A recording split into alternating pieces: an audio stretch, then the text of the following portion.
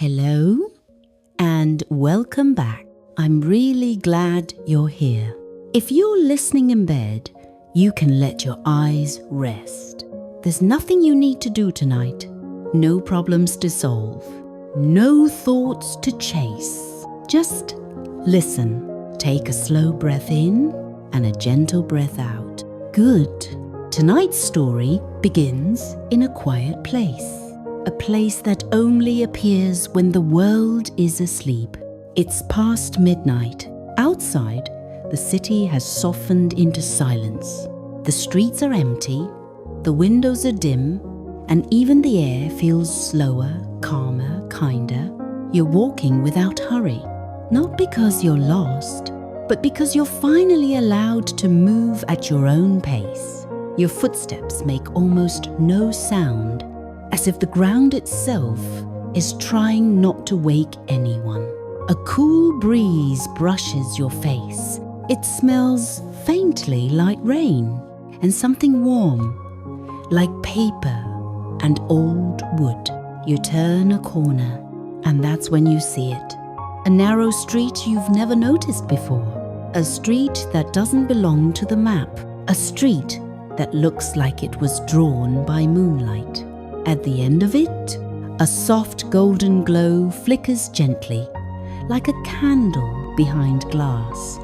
One lantern, then two, then a row of lanterns hanging above a wooden door. And above that door, a sign you can barely read, written in delicate letters that seem to shimmer as you blink. The Lantern Library, open only at midnight. You don't remember hearing about it, but somehow your heart does. And without thinking too much, you step closer. The door is old, but not broken. It's the kind of old that feels cared for, like a favorite book with softened edges. You reach for the handle. It's warm, not hot, just warm enough to feel welcoming. When you open the door, a tiny bell rings once. Soft, polite, like the library's saying, "Hello, I've been expecting you." Inside, the air is different. It's quieter than outside, quieter than your thoughts. It smells like pages, tea, and candle wax, like safety. The room is lit by lanterns, not bright lights, not harsh lights, just lanterns glowing gently in amber tones. And the shelves, they go higher than they should, so high that you can't see where they end. Like the library's bigger on the inside. You step in slowly, and the door closes behind you with a soft click. No fear, only calm. Then you notice something strange. The books are not arranged by author, not by genre, not by title.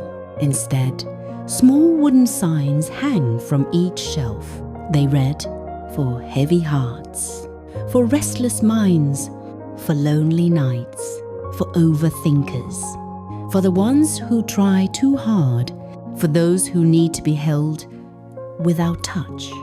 You swallow gently, because for the first time in a long time, you feel understood. A soft sound comes from behind the counter, not footsteps, more like the quiet shift of fabric. You turn, and there she is, a librarian, but not like the ones you've seen before. She wears a long cardigan, the color of warm oatmeal, and her hair is tied loosely, like she didn't want to be too strict with it. Her eyes are calm, like she's watched 1,000 storms and never once believed they were permanent. She smiles gently. "Welcome," she says, her voice low and soothing. "You made it." You blink. "Made it? Where?" you ask. The librarian tilts her head, thoughtful. "To the part of the night where you stop fighting," she says. "To the part of the night where you're allowed to rest.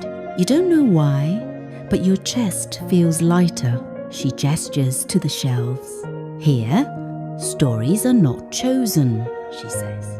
They find you. You look at the books again. They're beautiful. Some have covers made of velvet. Some look like they were stitched together with thread. Some have tiny pressed flowers inside the cover, visible through glass. You walk slowly, fingertips hovering near the spines, not touching yet. The librarian speaks again, softly. Tell me, she says, what kept you awake tonight? You open your mouth, but no words come. Because how do you explain a feeling that has no shape? The librarian doesn't rush you. Instead, she nods as if she already understands. That's all right, she whispers. You don't have to explain it. She lifts a small lantern from the counter. It's palm-sized, glowing gently. She places it into your hands. It's warm, steady, comforting. This will guide you, she says. Just walk and let your heart choose what it needs. You walk deeper into the library. The lantern in your hands glows a little brighter. Each time you breathe out, you pass the shelf labeled for restless minds. The books there hum softly, almost like sleepy bees. Then you see a thin book with a pale blue cover. It doesn't shout for attention. It doesn't sparkle. It simply waits. Its title is written in silver ink. The Room That Holds Your Worries. You take it gently. The moment your fingers touch the cover, your lantern glows warmer. You sit on a cushioned chair near the window, where the moonlight falls like a quiet blanket. You open the book. The pages feel soft, like they've been touched by kindness, and the story begins. In the book, you are walking through a hallway, a long hallway, with doors on both sides. Each door has a small label. Worry about money. Worry about time. Worry about being enough. Worry about the future. Worry about what you said. Worry about what you didn't say. At the end of the hallway, there is one door with no label at all. You open it.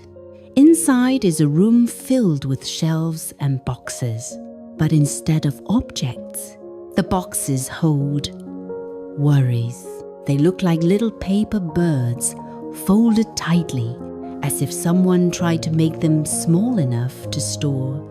A gentle caretaker stands in the room. They wear soft slippers and a sweater too big for them. They look up and smile. Oh, they say warmly, you brought more. You hesitate. I didn't mean to, you whisper. The caretaker shakes their head. It's okay, they say. This room was built for it. They take a paper bird from your hands. Then, very carefully, they unfold it. The worry tries to expand. It tries to become huge, but the caretaker holds it calmly. They smooth the paper flat, like calming a frightened animal. And then they place it into a drawer labeled, Not Tonight. You stare. Not tonight, you ask? The caretaker nods. Some worries are real, they say, but they do not belong to your pillow. They close the drawer gently, and something inside you loosens. The caretaker looks at you kindly. Would you like to leave the rest here? They ask. You glance at your hands. You didn't realize you were carrying so many, so you begin to place them down, one by one. Worry about tomorrow. Worry about being late. Worry about disappointing someone. Worry about not being perfect. Each time you set one down, your shoulders relax a little more. The caretaker smiles. There, they say softly. You can pick them up again in the morning, if you still want to. You breathe out, and for the first time, you feel quiet. Your eyes lift from the book. You're back in the lantern library. The room is still warm and dim. The librarian is watching you from the counter, as if she could feel the story working gently inside you. She doesn't ask questions. She simply nods, as if to say, "Good, keep going." You close the book carefully, and as you do, you notice something. Your lantern is glowing softer now, like it's satisfied.